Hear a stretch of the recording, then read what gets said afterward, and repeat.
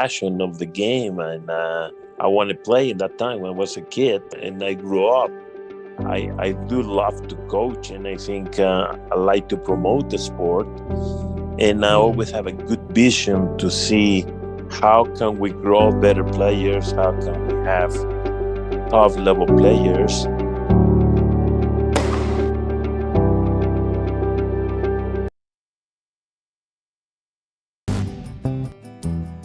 Unleash your serve's power. Join our academy and dominate the court. Spots filling up fast. Enroll now.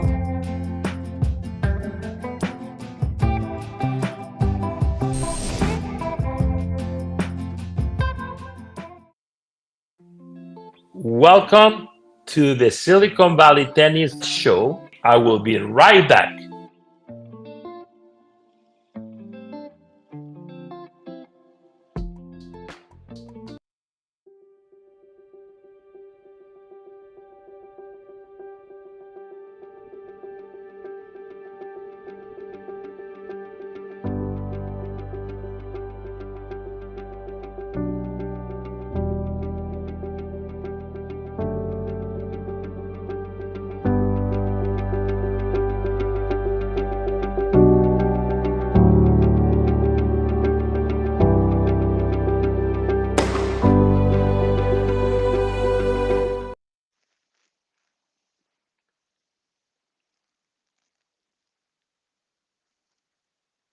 Good morning.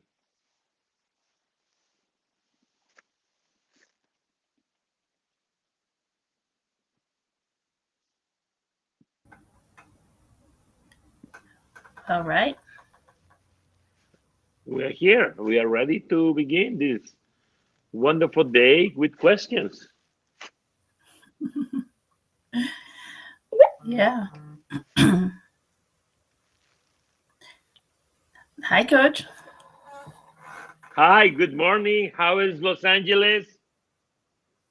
It's doing fantastic. Thank you. And how are you?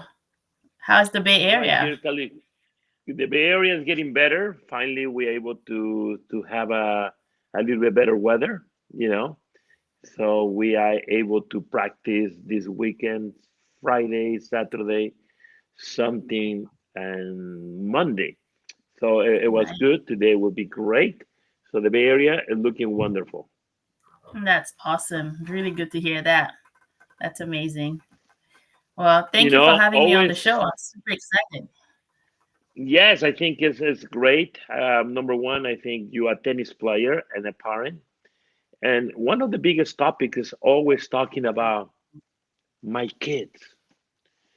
And we always, like a parent, because I'm a parent myself, we want to have our children be the best. Correct.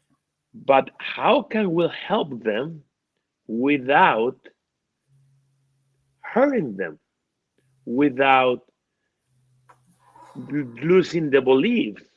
How can we do, like a coaches, a very good trajectory of a long-term journey for life to play the Mhm. beautiful game where both of us we love to do.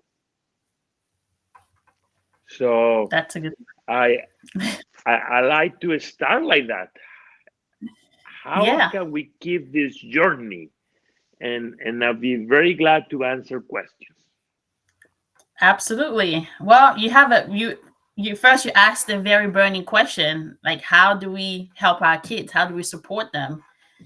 And maybe you can kind of separate. There are some parents that don't know anything about tennis, and then others that do. Maybe let's talk about people who don't really know much about tennis, but then they see that their kids have some kind of a talent. How do they support the kids for them to reach higher goals? All right, so let's go start first. Talent. Mhm. I Yeah, think the first piece of talent it goes loving the game, willing to go practice, and have a great time. To me, this is the absolutely. first piece of talent. The Mhm. kid doesn't have to be maybe that beautiful technically, but is able to resolve problems in the court. And that is a great talent. And parents need to understand taking the kid, trusting the coach, trusting the program. And if the kid is getting better, that isn't the right program. When the kid return back home and say, I love the tennis court, I love to practice today. Oh, coach, make me run, coach, make, and the kid is excited, I think it's wonderful. But if the kid is not having a good time, no matter how good talent the kid has, it's impossible. So the parents need to understand, they need to know their own children. Mm-hmm. That, to me, this is, I think, the key. And make the parent believe that the kid could be good. We don't know where. It's a young kid, 9, 10, 11, 12, 14, even 16. It's a long journey. Everything can happen. So parents need to be understanding, communicate with the coach, and try to make it happen that the kids do the best they can do. And what is the best? Play D1 college, play high school, some of them, play middle Right. school, and Right. carry the sport for the rest of their life. This is, to Exactly. me, the beautiful talent. That's really well said. So usually when they start, they're really little, between 5 and 8. It's kind of like, oh yeah, they're just learning the game. But at some point when the kid is starting tournaments and the parent is like, oh, they're playing tournaments, you probably see other kids that are probably hitting better or whatever. Parents can feel like, hey, my kid is not, maybe I'm not doing enough. So how do we make sure that as the kid is becoming more competitive, the parents don't like take the fun away? Like, how do we ensure that as a parent? The first piece is they like the kid, their own children. They love the competition. Mm-hmm. It's not about the parent. It's about the children. Because the father of the mom or the parents, they will give the kid the tournament. Oh, you have a tournament this week. The Right. kid really is willing to compete this week. And how you learning to understand progression in tournaments. Mm-hmm. We qualify progression when the kid win, but that's not progression. When the Correct. kid is improving, it Mm-hmm. looks better. But in the beginning of the show, you mentioned um some parents don't understand the game, but they, Right. they qualify winning like a victory. Exactly. So the first thing I think the parents they need to understand, they play the sport and they're competing because they want to make sure the children is learning to have a competition. And what did the sports do? Any other sport, it really is the same. The tennis game, you have to lose, wake up the next day, and go back to train. Right. And this is the first thing. And this is what tournaments is. You Mm-hmm. go, you may be improving. You may be improving today in this tournament. Okay, today I'm going to hit only cross court. Today I'm Right. going to hit moon balls. Today I'm Right. going to hit everything a little early. But there's a plan on the training. But the parents understand the kid is learning Learning. to improve. Yes. And some parents don't like to hear that. Some parents wants to see my kid lost. No, sorry, Right. your kid didn't lose. There's a progression. There's a Yeah. progression, and it takes 10,000 hours to understand the game better. Right. 10,000. So Yeah. you just put in your number. How many years do you need to go train? I think this I is love the most important for parents. They need to understand the kid has to have a good time, and they need to see the it. progression Hmm. of the player. Okay. Right. That's yeah, that's really, really good. And I hope more coaches can explain that to parents. Um, Another thing that happened to me when I was coaching was I will have some kids that come to me and they've been taking lessons for 3 years, 4 years. And then the parent is like, hey, can you help them make it to the high school team? And I'm looking at the technique and I'm like, you've really been taking private lessons for 3 years? Like, we had to pretty much start over. So, and I feel so bad for the parent or the child because they've wasted so many years. So how can we help parents that don't really know what good technique is, or like how can we help make sure that they don't waste so many years before they found out that they've been getting essentially bad training? Okay. Number one, I think this is a very good question. I observe this player hit one way, but my kid have a different swing. Oh, but that kid is easier to hit. So I will make sure I start observing what are the players around they doing and how my kid technique is having it. And if the kid, you see, the kid has very strange technique. You could say, "Oh, coach, can you help me to figure out this technique?" Or I ask question, "Why this swing like that? Why my kid is not running? Oh, I see my kid is not reacting. So what if the coach really is training the kid to improve?" Because many times I see people, they are confused, and I go back again about my 10,000 hours of training. Yeah. You could give him a lesson to the player, okay? 52 weeks, 52 lessons, but the kid never practiced outside of the private lesson. Yeah. The kid's not gonna get better, or the player is not gonna go better. But if the player practice at least 10 hours a week, 5 hours a week, the kid will get better in 6 months. And For sure. we go back, study the game. What is the study of the game? The movement. What kind of movement players doing? What kind of reactions players making?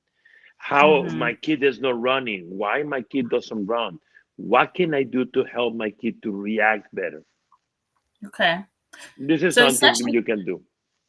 Absolutely. So essentially, if you're a parent and you're thinking about your kid becoming more serious, but you don't know so much about tennis, you need to take more responsibility in learning a little bit of the technique and observing and kind of seeing if your kid it's kind of following that path. But what if you do that, but then you have like a coach who is like, no, yeah, we're doing this, it's a progression, and they're like saying all those things to kind of cover for the fact that they're not really doing a good job, or maybe they don't even know what they're doing. So should the parent maybe like, I don't know, YouTube what is good, talk to another coach? Like, how do we really help parents who don't know tennis educate themselves and have that conversation with the current coaches without creating conflict? I think looking the player, I think, is the key. Looking the player. If you look the player and you say, my kid is doing something strange, as the coach, you are working in progression, correct? You're working in progression, perfect. Can you show me what exactly is going to be in the next 6 weeks? It's a progression in 6 weeks. Tennis players, you work in between 6 to 8 weeks to get you peak. And if you don't see improvement in 6 to 8 weeks, something is wrong. And what kind of improvement? We not go back again about winning. Improvement means better swing, better pathway of forehands on backhands. Then my kid really stepping into the core. Today's game, the game is so fast. It's unbelievable, powerful. If you have a coach that's teaching long swings, sometimes maybe the wrong grip, you have to change it. You have to change it, and maybe you don't understand, but you say, "Wow, my kid cannot get this ball. Why? Why the kid hit the ball heavier and harder and with more spin?" Right. So that means you need to look for the right coaching. Right. That's really good. And then it's funny, I'm still, I talk to you, I send you videos, because even though I teach and I played, I know when you're coaching high performance players the way you do, you have a certain eye for what is that, like just a change in your racket swing or a change in the angle of how you hit the ball can make a huge difference in the game. So I guess I'm just going to plug this in. If you don't know what good looks like, reach out to Francisco. Send him a video. He might help you. I always see what good looks like. That's what I do. That's like actually I do. But that's really good stuff. Now, another thing that I see is, okay, let's say you're an attentive parent and you kind of see, okay, my kid is doing better and now I want him to like focus on tennis. Like, how old should we specialize? Like, I've heard, you shouldn't specialize until you're about 10 to 11, but other kids are specializing earlier, that tennis is the only thing that I'm going to do. In your experience, when should you be like, okay, I'm going to focus just on tennis? When is a good age nowadays?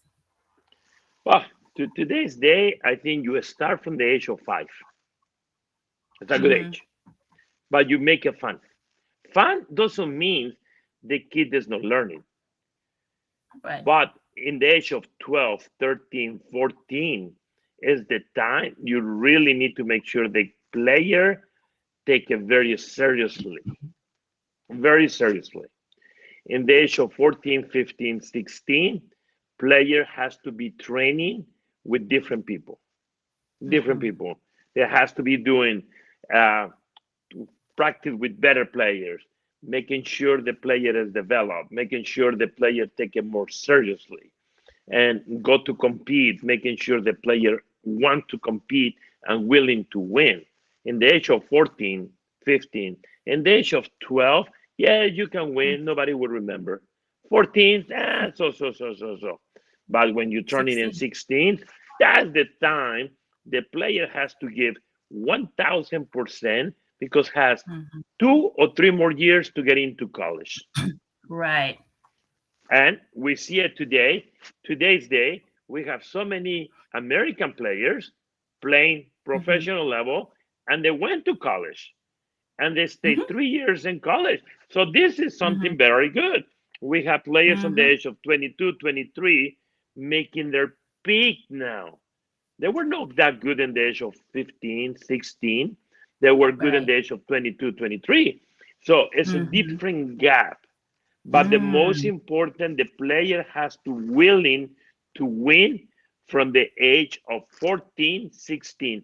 12, you could willing to win, but the height, the bigs, everything changed.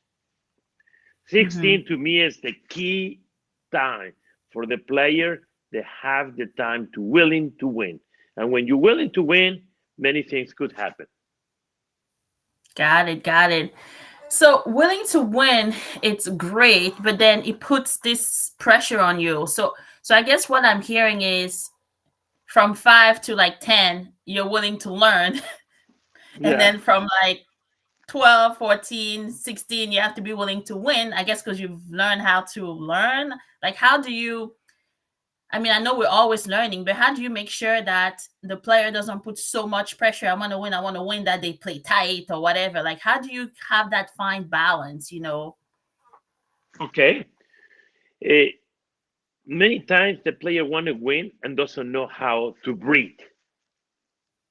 You have to breathing, and that's part of coaching. You have to learn to breathe.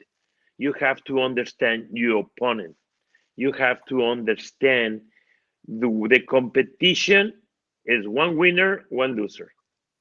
You try your best and you play not to lose. But if you lose, it's too bad. But many players, they play with pressure because they play about not to lose. I do not want to lose. And I don't want to lose because my parents. I don't want to lose because I'm not good. No. So, but this is coming from coaching. It's coming from parents. The parents have said, "Son, go have fun." How many times in my career watching parents, the best parents, they are the ones they're watching and they never say anything. They never say anything. I don't know why. They just let the coach handle it. And how many times the parents You see them on top of them. You have to do this. You have to do this. And the kid, though, in the long run, they live in the game. They live in the game. Mm-hmm. So when the parent is finding the right time, for example, we eating breakfast with a kid and we say, "Oh, I remember you missed that forehand."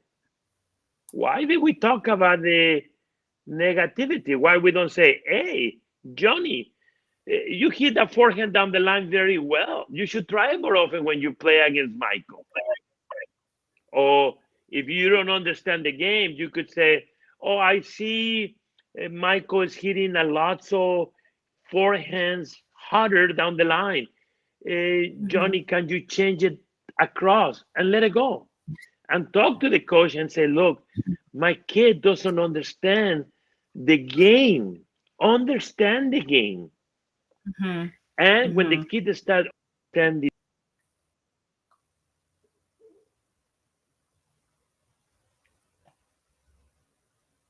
the difference, and that it really happened many times. Yeah. No, that's really good. So then again, because this is all about how do we support parents as they are helping the kids, right, through the journey of competitive tennis.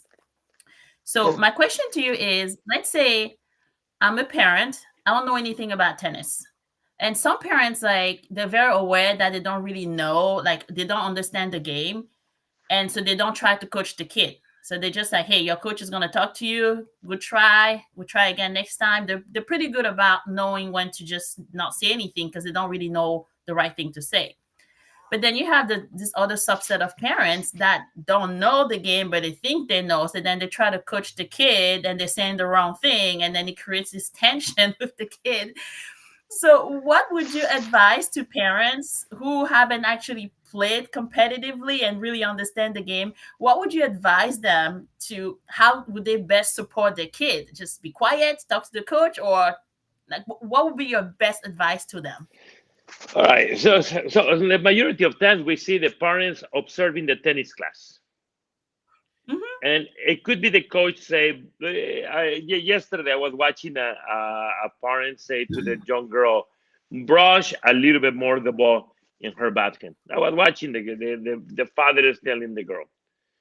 And I was close to say to the parent, excuse me, do you understand your kid has a full Western backhand with her left hand? And if she doesn't brush, it's going to be impossible the ball go over the net. But in that Yeah, moment, it didn't make sense to me watching. And the father said, brush it faster, brush it faster. And I look at yeah, it and I look at it and I look at it. So I think it'd be great for the parents sometimes to take a tennis class hmm, to understand the game is not that easy. The game is right. very complicated. It is. I It, agree. it, and the game, and I see the toughest of the game.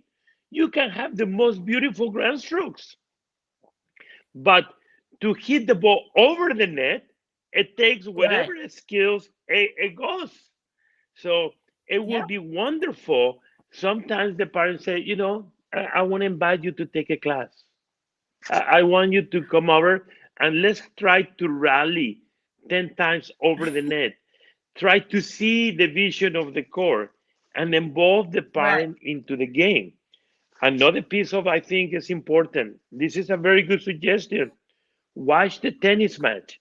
Watch the tennis match. Don't observe the winners.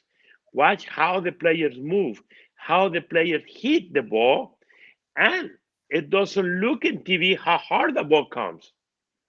Go Yeah. to be go to college matches, observe college Yeah. players, go to national terms. So the Mhm. parents have to educate themselves to Selves. be able to understand how difficult is the game.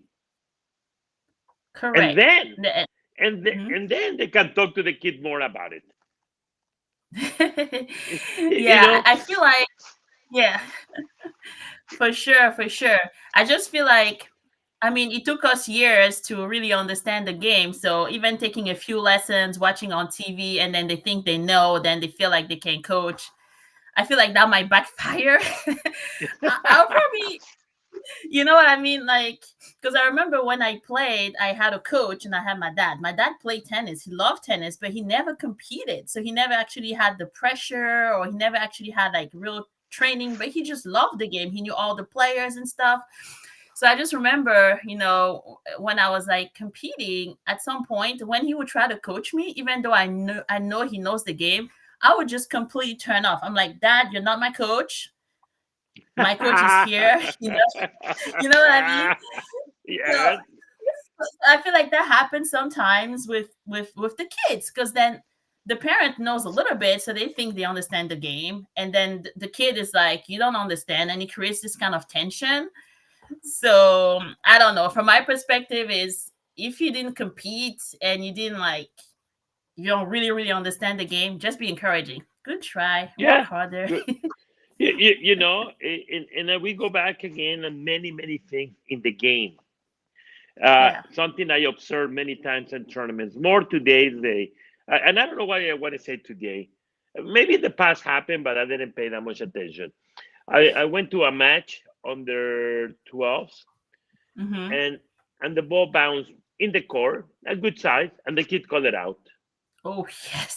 Eh, Okay, and then the match continued, and the kid called again the ball out, and the parent is right there.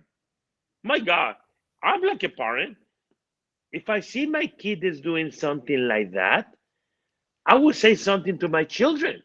Why? Yeah. I won't maybe say anything to my children right away, but I will tell him Right. later. I say, son or daughter, I think you are calling the balls too close. And Right. that is part of the game, educating your Right. kid to be Mhm. honest. Right. That is so This is good. this is so big. I understand the game has different faults, you know. Right. And I was in the match, and then the ball went under the net, and the kid said, "No, I make a winner." So this Oh kid my didn't goodness. observe, you know. And it's like again, the parents just watching and don't say anything. But the kid, the father of the mom, they are so crazy about the kid winning. They don't I know. understand. Yeah. They are not teaching the children to be respectable to themselves. They're Yeah. teaching them something else. Yeah. This is so good. And that's what I told my daughter. I'm like, you know what? You don't ever want to have the reputation of being the cheater. Because there's some kids, like when they show up in tournaments, you just call the referee right away because you know there's going to be some drama. That kind of happened at the tournament she played last week.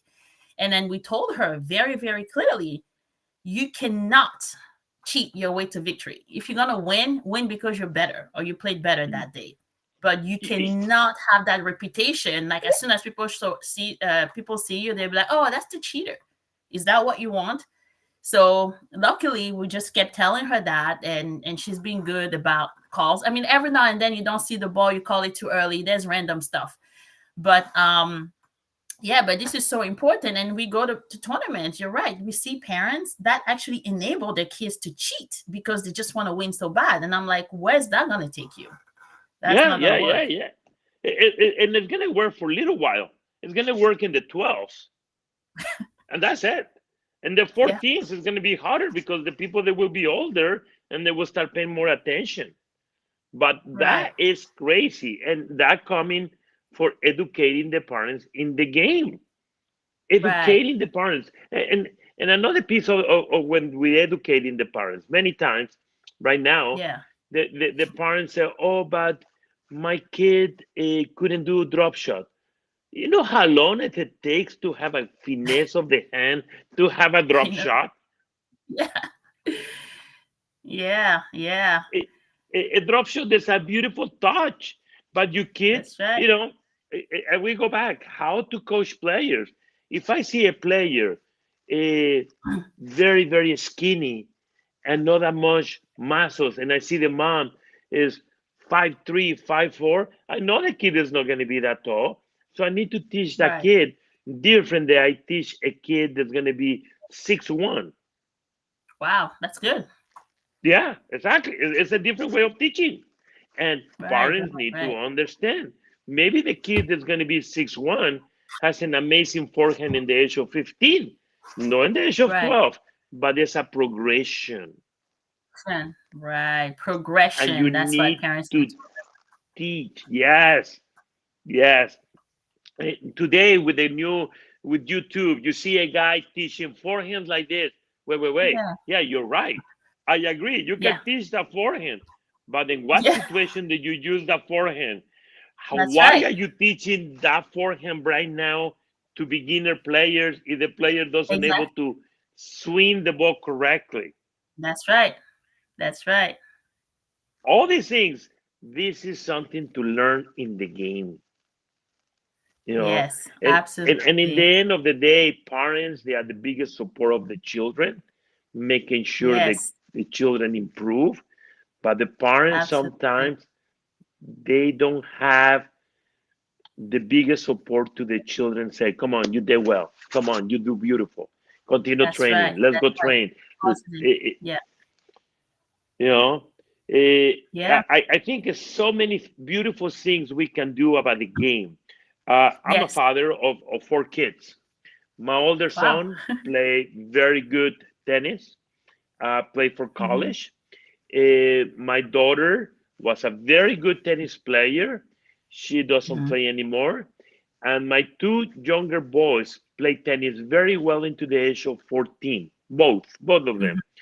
Hmm. And Hmm. they don't play tennis today, but they have their father supporting them all the time in the sport, making sure I give them 1000% support.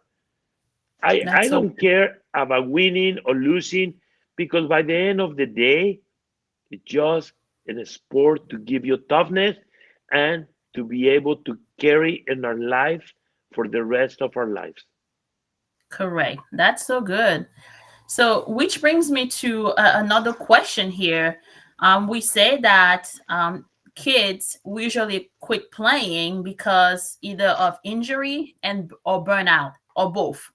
And then when they they're 10, usually we see parents like having them play so many hours, like 15 hours a week, 10 to 15 hours a week, playing all the time. Yes, they get good, but then sometimes at 14, 16, you don't see them anymore, either because they were injured or they burn out. So what would you advise parents to avoid those two career killers, if I can call it like that? Injury and burnout. What would you advise?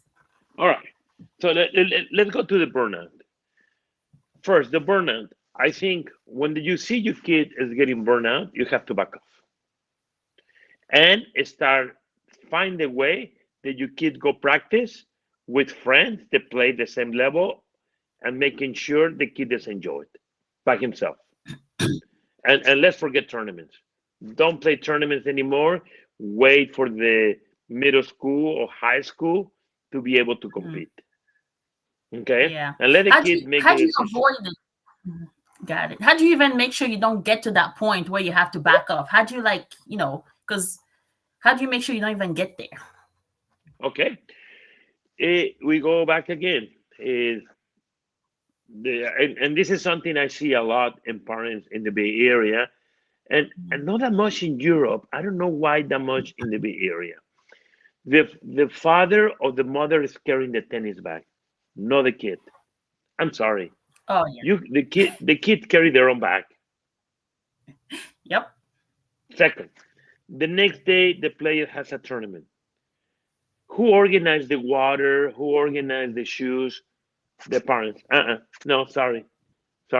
Hey, my girl, I need you to make sure you put your water for tomorrow. I want to make sure you take extra clothing, your socks, and put it in your bag. And make sure your bag is ready to go in the morning. This is a Right. story I had it uh, maybe 15 years ago. I went to Mhm. nationals, and I had a girl in intersectionals open her bag and say, "My God, I don't have my racket and I don't have my shoes." You're talking a top player, Wow. and I won't say her name. And one of her friends said, "My, how are we gonna do that?" My mom didn't pack my stuff. Oh. Exactly. And I remember I talked to the girl and I said, look, let's go figure out what do we do. And she was top three in Northern California. And I said, let's figure out what we're going to do. Who packed you rackets normally? My mom. And where's your mom today? Why she didn't pack it? Coach, I'm sorry. I left everything in California. So we teach the children to make sure they take care of their stuff from the beginning. If the Okay. children start forgiving things, that means they're getting it could be burned out. Maybe that means they don't want to go to practice. Maybe that means it's something incorrect. We have to be able to do this, you know. So this is the training we getting all the time to our children. And if we see the kids say, oh, today it was so difficult practice, I don't want to go, something is wrong. But when the kid is excited to go to practice, it's the best thing. So many times the kids don't want to go to practice, and when they're in practice, they're having blast. Right. So, Having I blast. mean, sometimes that happens. So that's why it's a little bit tricky when they're like, well, I don't want to go. But then when they go, they have fun. So you kind of maybe know when to push and when to back off. I don't know, I guess. It's a communication with your children.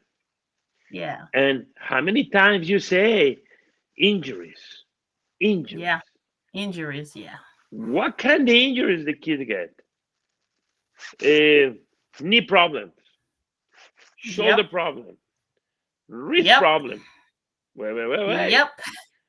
So behind that the kid has in a conditioning trainer that's working and develop their muscles.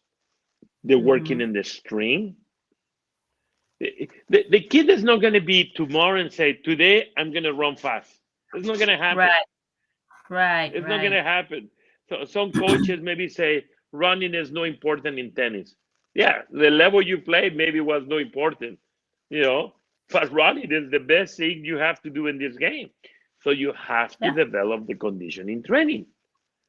Right. And you have to be able to do different activities where the kid is doing conditioning. Some suggestion many times from parents. I think this is something good. They should be playing tennis a lot, but sometimes maybe make them go play basketball in the park by themselves with them. Yeah. And make them throw the ball. Make them Right. do different activities in different part of different games. The kid will learn to have different biomechanics. Right. Okay, that's really good. So if I'm going to summarize this is to avoid injury, let's make sure we have the kid is doing all the sports, which initially parents are pretty good at having kids do mini sports until they get to about 10, 11, where you're thinking you need to specialize. But then at that time, then we need to make sure they have good conditioning, stretching, things like that, right? To prevent injuries. Very important. Yeah. Okay, great. And then when it comes to the burnout, one of the training is to have the kid more responsible for the equipment, for the routine, to that's how you kind of tell if they start forgetting things or if they're dragging their feet. You can kind of sense that maybe there's burnout coming. And also having regular conversations, listening to the kid, and make sure you kind of take care of it before it becomes a big problem. Correct. And another piece, I think, for parents, when the kids get beat, and after the kids get beat, more in the age of 12, 14, the kid leave the court, and the father already upset with the kid. Already upset. You cannot do that. You cannot do that. After the match, take your kid, have an ice cream, make him have a good lunch or something. Don't talk about the game. Let the kid breathe it out, because the player play, not the parents. And this is so something the parents need to understand. Oh, that's so good. So I have an example, a personal example. So my daughter was playing a team tournament over the weekend. and I decided that I'm not gonna be the emotional parent. I'm not gonna be there like ooh ah like I'm like that's not gonna help because again the players play, not the parents. So so she's hitting those good shots and she's looking at me and I'm just kind of like barely clapping or just kind of trying to be like stoic because I don't want to get emotional. I want her to just have her game. And when the other person hits a good shot or whoever hits a good shot, I clap for the good point. And then she's like, why are you clapping for the other person? And you're not like cheering me. I'm like, I'm not going to play the game with you. You are there. I want you to be able to motivate yourself because there's going to be places where I'm not going to be there. You're going to be playing like 5, 10 courts down. You're not going to have to look at me for your motivation. You need to be able to find it yourself. And when there's a good point, there's, somebody hit a good shot, whether it was you or the other person, I'm going to clap for the good tennis. But you need to be able to just find the strength yourself and just don't rely on me. And she's like, I don't know if I like that. And I'm just like, for me, I don't want to, get like too emotional. I don't want to be the crazy, like, because we had another parent when his daughter was missing. He's like, what is, he was actually like yelling at his kid. And I'm like, I really don't want to be that parent.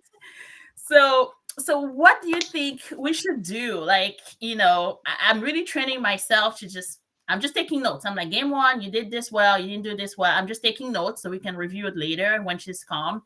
So what do you think parents should do to manage their own emotions when their kids are playing? It's not easy, but you kind of have to train yourself. What do you recommend? All right. First thing, let's go start from the beginning. When you say your daughter or your daughter will play maybe in court 5 and you will not be able to see her. We need to understand, and this is part of the game, this game is very lonely game. You by your own. That's it. It's a lonely game. Okay? Yeah. So you have to learn to find a way to motivate yourself.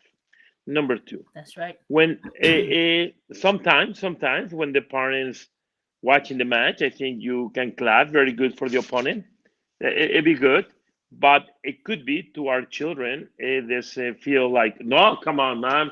How can you clap for my opponent and not for me? So be neutral. Be neutral. Let it go neutral. Let them stay like it is, and don't say anything. And we go back again. Mm-hmm. How many times, even today in the professional level, what do we see?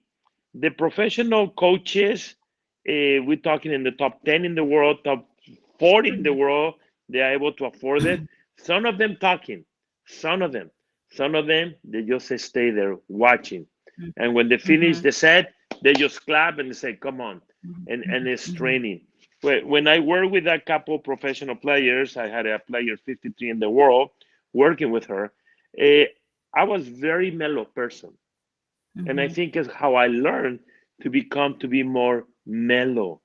I have to understand the pressure of that level is very tough. For a younger kid, the pressure is different. I want to win for my parents sometimes, or maybe the kid really crazy to win is very good.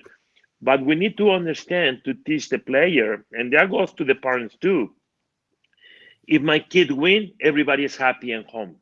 If my kid lose, everybody is upset and home. No, you cannot combine winning with happiness inside of your house. You can. And this is, we go back again, teaching the children, regardless, win or lose, this house is the most amazing house, and we always be our children. That's right. But the kids don't understand that. So many times people say, oh, you guys straight A's. Oh, I'm very good. Yeah, you guys straight A's. Maybe the kid is easy to learn academically, but that doesn't mean the kid is easier to learn on the tennis court that the other kid cannot run. Yeah. So sometimes when we are parents say, why we don't make my other player run? It's not that easy. We don't know what the player is feeling inside. I don't know what the player is feeling inside. So The That's right. best way is communicating with your children, not the victory. Communicate with your children the things they have done correctly, and find the right time to say you need to improve this. No, Right. many times we don't say to the children, "This is done the wrong way." No, you have to do better way. And Hmm. this is, I think, the best way today's day with the children. I grew up when they tell me, no, this is done the wrong way. You have to do this way. Sorry. Kids today, it's so easy access to different telephones, computers. Yeah. They have so many video games. And we go back Yeah. again, lack of concentration. So many times they don't even concentrate. It's hard. They don't concentrate. Yesterday, in one of the lessons, I tell the player, start breathing. And the player asked me, why? I said, depending of your breathing, depending of your shot. Hmm. And the kid said, oh, I don't understand. And I have to explain about breathing. So all these Right. components is coming for a coach. Breathing, Yeah. and the parents need to understand. How many times we get parents with poker face and you don't know what they're thinking? But in the end of the day, they are maybe the nicest people. By the end of the day, they are the worst people. You don't know, poker face. How many times we have these parents that tell you, yes, yes, yes, yes, yes. By the end of the day, they do whatever they want. Yeah. Yeah. It's tough. It's tough. And then we're navigating that. Obviously, I think I understand my daughter a little bit because I competed. I understand the pressure. So I'm also coaching her dad. I'm like, hey, you gotta take it easy. It's really not that easy. Like knowing where to hit the ball, like making those calculations really quickly, positioning. It's not that easy. Let's give her some grace.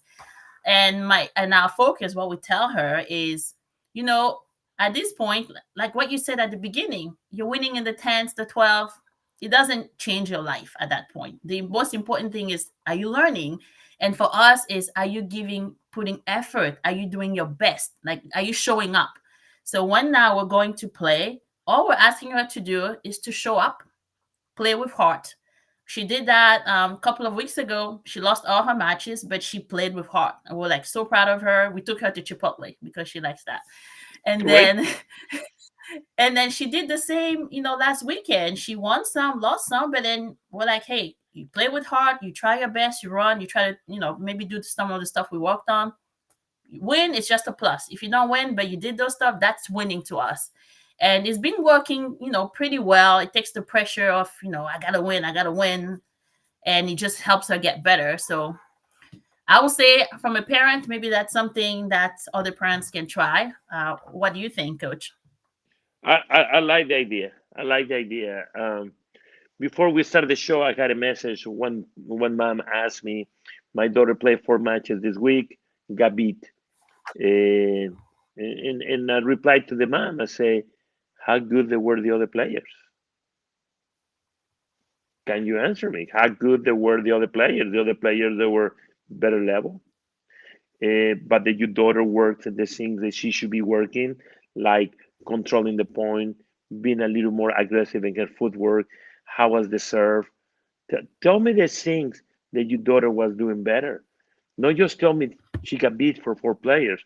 Yeah, you know, Djokovic got beat for this Italian sister, an amazing guy. My God, how took the ball early, hitting the ball so fast, an amazing serve. The parents understand. The younger kids need to understand this. It is a develop something for the kid, and not every kid is going to be top 10 in the world. But the Yeah. most important, I go back again. If we have a plan and a goal to the kid play, first, a good, decent level, and the kid is able to play college tennis, this is an amazing thing. Not everybody think, or many parents think, oh, if I play for Stanford or I play for Harvard, I'm sorry, you can play Division 3, which have very good private schools, and have an Mhm. amazing career. Right. And The most important, the kid will not burn out, the kid will never be injured, and the kid will play maybe into the age of 40s, 50s, 60s. Yesterday in the club, I have a lady, 94 years old, playing tennis. 94. I'm going to bring it to the show. I want to see what is a 94 years old lady playing. And that Wow. motivated me yesterday. It motivated me yesterday because I finished talking to her, and she said, "I see you hitting sometimes," and I said, "Yeah, but my hip is not working the right way." And she said, "No, you just have to play the level that you don't get injured." Wow, Ooh, I learned that's so something from this. I know the level you're not going to be injured. You don't have to run for every ball. that's And right. she asked me yesterday, you still love to play a lot. I could see you hitting sometimes. And I looked at her and said, yes, but I'm not at 20 anymore. I go back again. We need to realize how far is our brain and our body to be Mm-hmm. able to compete. Some kids maybe don't like to compete. Mm-hmm. They don't know how to compete. How many times it Right. happened? It's an amazing practice. Wow, the kid looks so good. Cannot be no one. Yeah. Yeah. That's a mental thing. I mean, I It's think a that can be mental coached thing. mentally, right? Yeah, this Yeah. is a mental thing. This is huge mental. When the kid losing to players, the the kid looks amazing, but the other kid Right. is not that good, and the other kid hit the ball over the net. Something is wrong. The first one, So, the mindset of the kid is not understand what he need to do while the game that he has. That's what wow. it is. Mm. That's such a good stuff. Now, you mentioned earlier about having a plan, and I think this is something that a lot of parents struggle with, even the ones that have played, or the ones that, especially the ones that don't play. How do you how do you write up a plan for your child? Let's say your child shows love for the sport, they seem to like to compete. How do you build a roadmap to help them get to the goal? Obviously, we know things can happen, but how can we as parents build a roadmap to help our kids, get to college, maybe pro? What do you think? I think when we talk in pro level, I think I prefer to stay in the base for young kids. I Yeah. do like to put sometimes. I love to see you play pro, which Hmm. I think is very difficult. But No, make absolutely. make a challenge. The first thing of challenge for the role for the parent, if the kid is a beginner, teach the kid to understand that the ball has to go over the net. This is the first thing. Right. Second Right. piece, when the kid is in the program, making sure the kid has developed some tactical and technical movement and shots. This is another Yeah. important thing. The next piece, Hmm. what is the improvement of the player? Today's day with the new USTA and UTR, we have USTA level 7. Okay, compete level 7. And if you win one, two matches, that's already a victory. That's already a Hmm. victory. Hmm. If you lose 32 matches in the row, you have to maybe figure out what to do in the next year.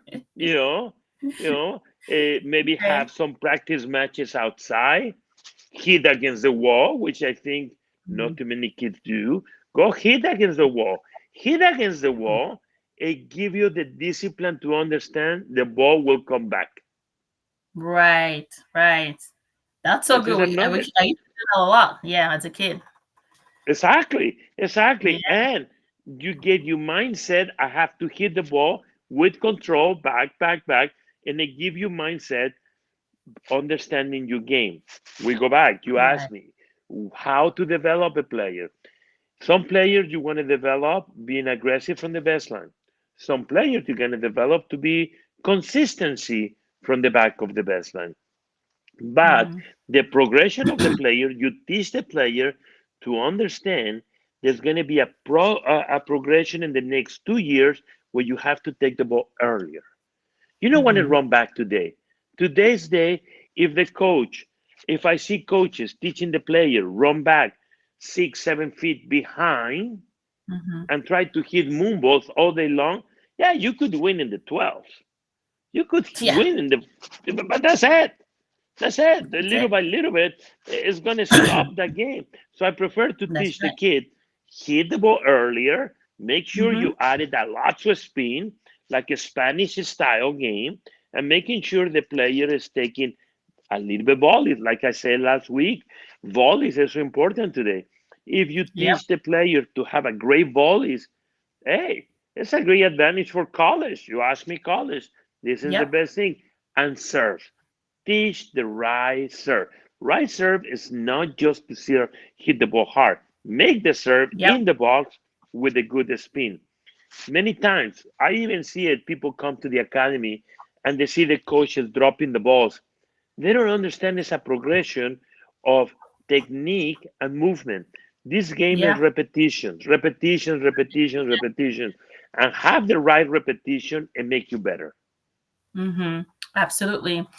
So Mhm. then, if I wanted to kind of have like a general plan, let's say I'm a parent, my kid is 9, showing some talent, which we defined earlier as loving the game and loving to compete. So then, do I want to say, okay, but when they're 10 or 11, let's play one tournament a month? What is that playing regimen, our training regimen? I'm just trying to think as a parent, and I like plans, I like roadmaps because then it guides you, right?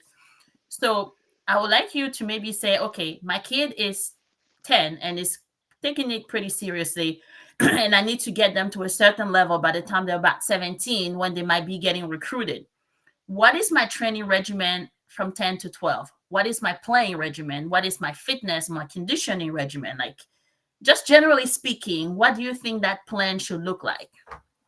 Okay, so when you in 10 and under play 2 tournaments a month, that will be good. That Mm-hmm. will be good. 2 tournaments a month. When you are 12, start making a variation. Play 2 tournaments, maybe three, but they start playing high level tournaments. Mm-hmm. Regardless, today we go back again USTA 4, USTA 5, Mm-hmm. USTA 3. If you have the level, a little national tournaments, maybe 3 times during the year. 3 times. Mm-hmm. Why? Mm-hmm. They become to be expensive. But go to tournament with a plan. What kind of plan? The first thing is compete. Compete whatever it takes to win it in the tournament. And when I say whatever it takes, make sure you're performing correctly. In the age Correct. of 14, that's when they get tougher. And Mm-hmm. in 14, you have to figure out first 3 tournaments a week and 1 week and take a break, or two A tournaments a week, month. a No, no, month. I'm Okay. sorry, a month, a month, a month, and figure out how can I do it in the age of 14. And this is a good time to start going to Europe. Try to Oh figure yeah, out if you can go to some some tournaments in ITF to play in clay. that's Meet right. different players, Yeah. but in the same time, make it like a nice little vacation with the family. No Right. concentrating in the tournament, concentrating in Right. let's play this tournament. We are here and let's see how it goes, and feel Right.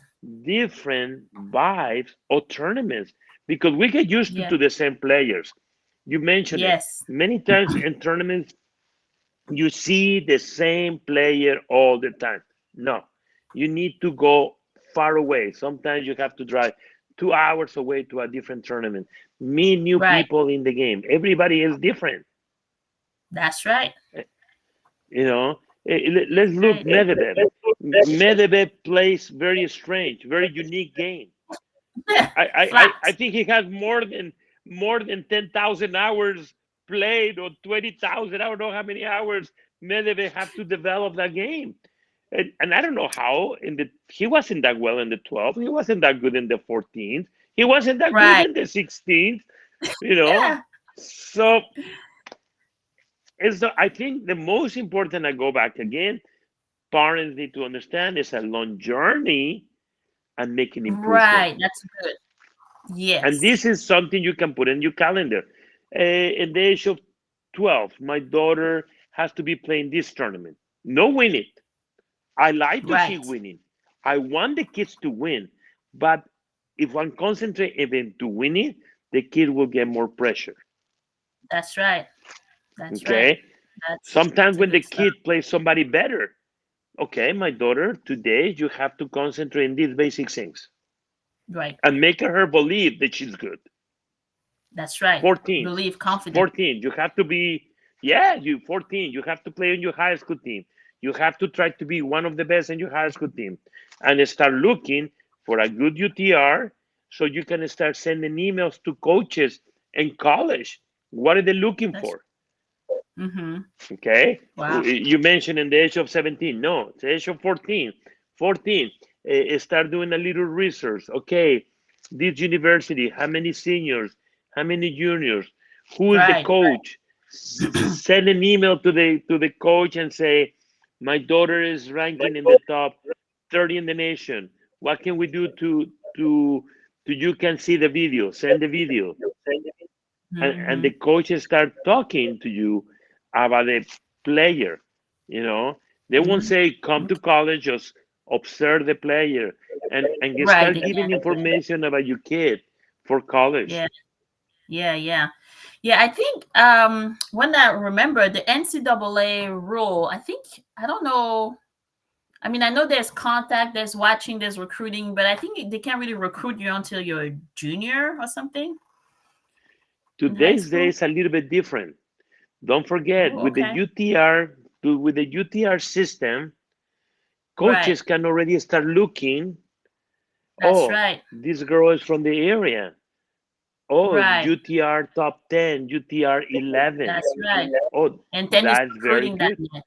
Yeah. Exactly. That's another one for parents. Exactly. So you start putting yourself in there and making sure it's the right coaching for your children and the right school. Not every school will take care of the children like they belong to them. Some school, you come, you play, you live. And we have so many foreign. I'm a foreign. I came to play tennis to college, and you came to play tennis for college. We're competing with all over the world. The world. You know, yesterday I interviewing a girl from Spain. She was top 6 from Spain into the age of 17. Played college here, finishing college this year, and she said her process was very simple. She beat couple players in the top 600 in the world. So when she sent an email to coaches, they contact her. Exactly. So we don't have to stay just locally. We have to go abroad to create something for our kids to play college. Absolutely. Absolutely. This is really good stuff. I know we're coming up a little past the hour here, but I do have one more question for you. Okay. So I was reading an article about what makes a champion become a champion, even as they're a kid. And they said the most determining quality for a champion is confidence. And confidence comes from, are your parents encouraging you? Are your coaches encouraging you? And I know in the US, and you have some parents that are pretty good and other parents that are just like not so good, to say it like that. So my question to you is, how can we as parents really nurture and foster confidence in our kids so they can reach their higher potential? Confidence. I think the confidence for the children starts from the confidence of the parents. When the parents I go back again, big five to my children. Good morning, my children. And start giving them love in the game and make them believe they are good, the kid will go with confidence. But if the parent criticizes the kid, consistency, and the parent has no love, and I don't want to say love, the love say, son, you're doing amazing. You give them confidence. But when there's something you have to do better and better and better and better, young kids, I don't think so they know what better means. So, again, how many times we hug our children and say, hey, come over here, give me a big hug. Hey, you forehand that you hit, it was amazing. It was a great forehand. Oh, you were moving so well. I think that giving the confidence. Okay. I think that's all All in the right. beginning, you know, and it's something I use a lot, and that could be my last piece. How many times we tell the children, take the garbage outside? Oh, I do it later, man. Already it's a negativity. Already, Mm, it's not correctly. But when the kids say, when you say to your children, take the garbage outside, and the kids will do it right away and do it, that means the kid has a little respect for the parents. Respect. But when the kids true. say, I do it later. Oh, yeah, yeah, yeah, yeah. The kid doesn't want to do it. So Mm, connecting parents with children is the most important part. And show the kid you love them, that give them 1000% confidence. absolutely. That's very well said. And this is so good. I try to remind my daughter because she loves to win, and I'm like, all you really need to do is give your best. If you don't win today, Eva, are you going to have dinner when we come home? She's like, yeah. Are you going to stay in the house? Yeah. Okay. Then you're okay. Just give your best. That's all right. We'll still love you whether you win or lose. All we want you to do is do your best. So I'm in work in Yes. progress. Perfect, perfect. Yeah. I think it was a pleasure to meeting you on the courts, and every time you and I we can talk about tennis. Today we had this conversation with parents, but Yep. I think loving our children, give them what we want for them to improve, to get better, is the best sport we can give it to them and become a great human beings. To me, this is the Absolutely. most important. And I think this game is beautiful, and you're going for the right path. I look your videos that you send it to me. I haven't been able to do anything. I look at it right away. I've been a little That's busy, okay. but you will have an answer for me today about something I just see. It looks better, and let's keep it. Let's keep it. I'm looking forward to see you in the summer here in the Bay Thank you. Area and work with your children. And I'm Thank looking forward to see the trajectory of your daughter in a long career. Thank you so much. Okay. Thank you. And before we close here, to our audience, Coach Francisco is amazing. So he knows the game. He loves the game. I'm a tennis coach. I'm a tennis player, and I saw him work with my daughter, and I was like, I've never seen these drills before. I've never seen it done like this, and I was just blown away by his creativity, his energy, his he's just there. Like you can feel the love and the passion for his game. And yeah, that's her right there, getting, coached by the best of the best. And she had a great time. Like we came back and she was like, wow, that was great. Like he can see things that I didn't see. He can motivate the child, keep her alert. It was an amazing, amazing session, and I can't wait to get back and train with her at the Silicon Valley Tennis Academy with Francisco. And I'm not just saying this to toot your horn. I'm just really really excited about what you do. You're really amazing, amazing coach. Thank you. Thank you. Thank you. Thank you. And I'm looking forward to see you guys again. Thank Okay. you. All right. And to the Thank you so audience, much. thank you to be here today. Yeah. Thank you. Thank you. Thank you. Bye bye. From youth age, it's my passion of the game, and I want to play in that time when I was a kid and I grew up. I do love to coach, and I think I like to promote the sport.